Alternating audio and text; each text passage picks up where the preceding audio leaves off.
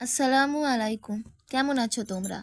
আজকের গল্পটা শুনলে মনে হবে তোমাদের জীবন থেকে একটা জিনিস কেমন যেন হারিয়ে গেছে। একটা চমৎকার জীবনবোধের গল্প, যা শুনলে মনটা ঠান্ডা হয়ে যায়। গল্পটা আরবে এক ভাইয়ের স্মৃতিচারণ থেকে জানা যায়। তিনি বলছিলেন, একবার আমি আমার দাদার বাড়িতে বেড়াতে গেলাম। গিয়ে দেখি দাদি খুব যত্ন করে চাল আর দুধ দিয়ে ফিরনি রান্না করছেন। আমি খেয়াল করলাম তার একটা হাত হাঁড়ি নাড়ছে আর অন্য হাতে তিনি তাসবিহ পড়ছেন।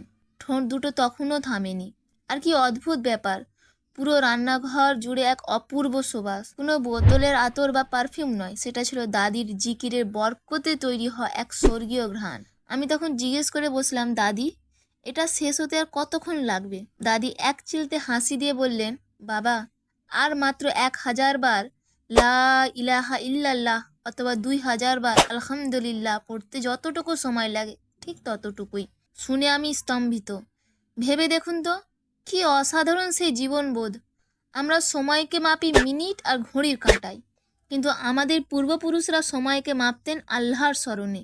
যে ফিরনি রান্না হতে 1000 বার আল্লাহর নাম নেওয়া হয়েছে, সেটার স্বাদ আর প্রভাব কতটা বরকতময় হবে, তাই তো?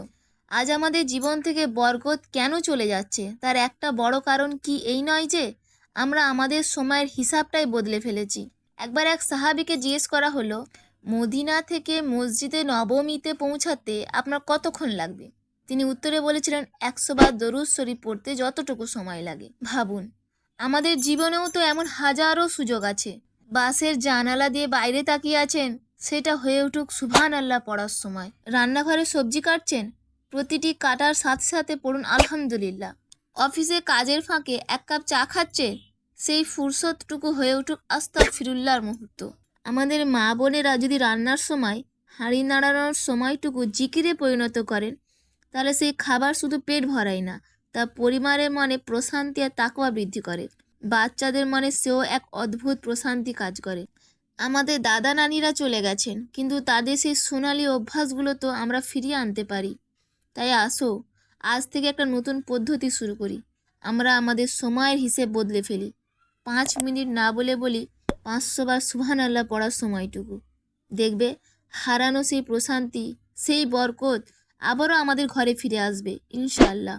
ভিডিওটা যদি ভালো লাগে তবে তোমার প্রিয়জনদের সাথে শেয়ার করো। হয়তো তোমার একটা শেয়ার কারোর জীবন পাল্টে দিতে পারে। আল্লাহ আমাদের সবাইকে জিকিরের মাধ্যমে জীবনকে বরকতময় করার তৌফিক দিন।